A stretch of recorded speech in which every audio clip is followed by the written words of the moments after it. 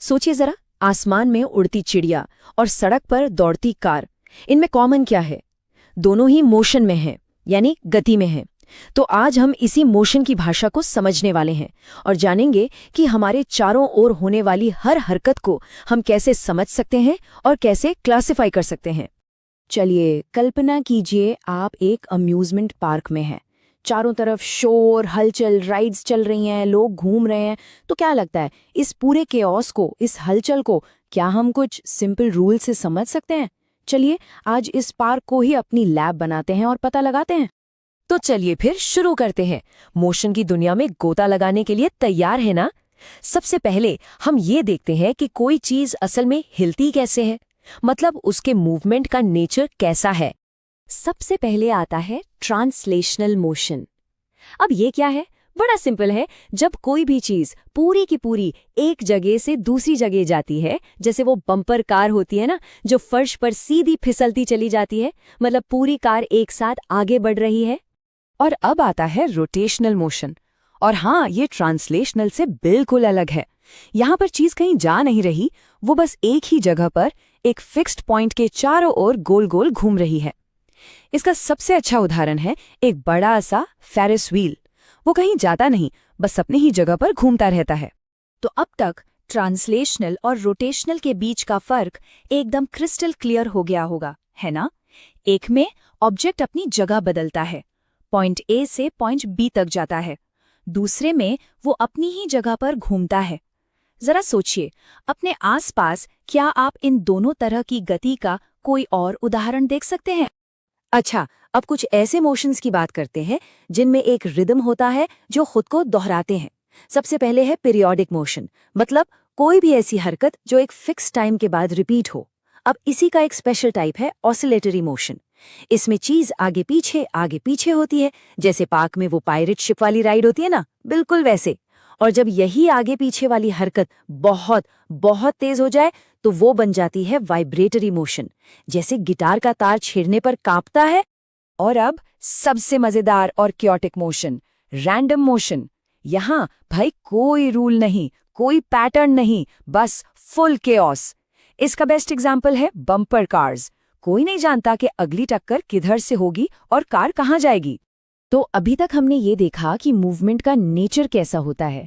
अब जरा उस रास्ते पर गौर करते हैं जिस पर कोई चीज चलती है। ये रास्ता भी हमें मोशन के बारे में बहुत कुछ बताता है।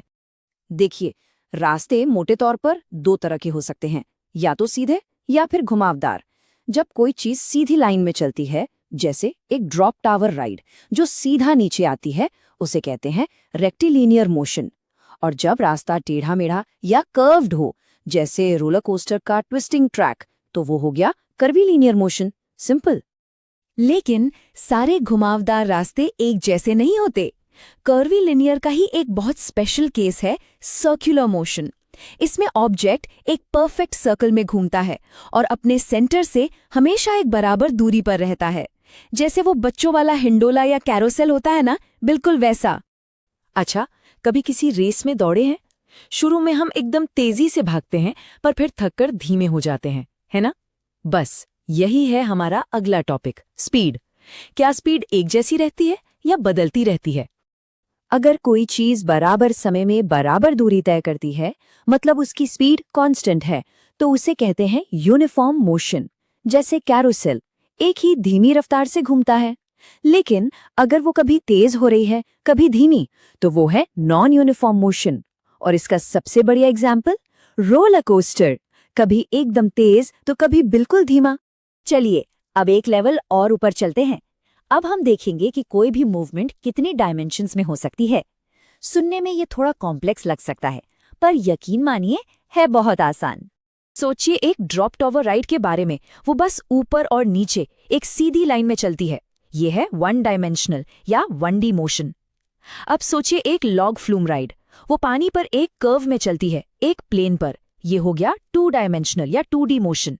और आखिर में पार्क के ऊपर उड़ता हुआ एक पक्षी, वो कहीं भी जा सकता है, आगे पीछे, ऊपर नीचे, दाएं बाएं।